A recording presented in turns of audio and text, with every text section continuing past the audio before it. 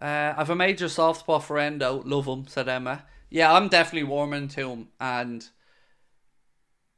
I don't know if it's just me, but the gum shield. The gum shield adds to the attractiveness of it all. It's like I'm ready. I'm ready. Put me in. I'm ready for war. Let's go. So yeah, Endo's done exactly what Klopp said he was going to do. We knew it would take a bit of time for him to get to grips, and we had to wonder, will he get to grips? But he has, and he's been really important.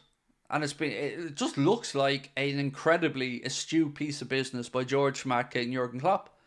16.5 million quid, and that's the value we're talking about. Yes, you might not have the kid for 5, 6, 7 years, but for the here and now, when we had a problem to solve, and we looking to buy Chetic maybe for the future, it does look like it was just well thought out and well executed. Never doubt Klopp.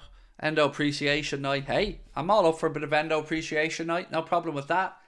The weirdest thing I find with people is when they ever, and I'm sure you guys have this if you're on social media, people see one thing you write about any player and they think that that's the opinion forever and nothing evolves or changes. And it happens to me all the time, and that's understandable because, I do this and my stuff gets clipped up. I get it. But it's when they try to hold it against you that really winds me up.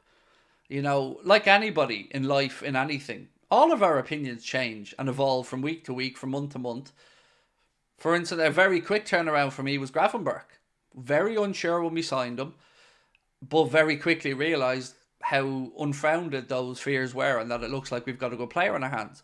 Curtis Jones, most of us, or anybody with a brain, would have looked at Curtis Jones in the last 2 years and gone, don't know about Jones making it longer term.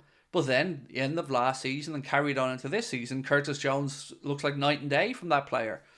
So surely it's logical for us to go, oh, well, we were wrong on him. Fair play. Because if you didn't admit these things, you just have an agenda, and that's where it gets nasty for me. It's an understatement to say that Endo will silence the haters. Yeah. But those haters are more from the outside. Because Liverpool fans were rightly unsure.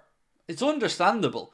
When you're being linked to Moise Caicedo and you've had 100 and something, 110, 150 million quid bid put in and you lose them to Chelsea and then we go and sign Endo, it's normal for people to be sceptical, because most of us didn't know much about Endo. You've got the AIDS thing and the price, and you're just thinking, have we cheaped out again? But to be fair to most Liverpool fans, very quickly they started to see what Klopp and George Schmadtke seen, and the progression with Endo has been clear for all to see. But there's always that group of people that whenever somebody comes to Liverpool, they're written off immediately. And that's opposition clubs fans. They try to undermine all of our signings and all of our players. Soboslai was a squad player from Leipzig, I heard, when he was coming in. And it doesn't matter who we bring in.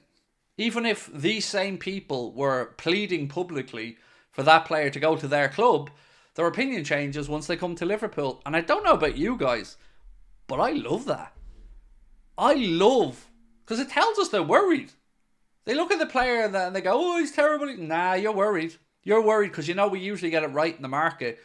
And if Klopp says this dude is going to be this, it might take a while, but most likely he's going to be exactly what Klopp said he's going to be. I love that. I only knew him from Danny Aaron's, said Padraig Quinn. I didn't know him at all. I'd never heard of Endo before Liverpool signed him. I can't say I've watched Stuttgart much.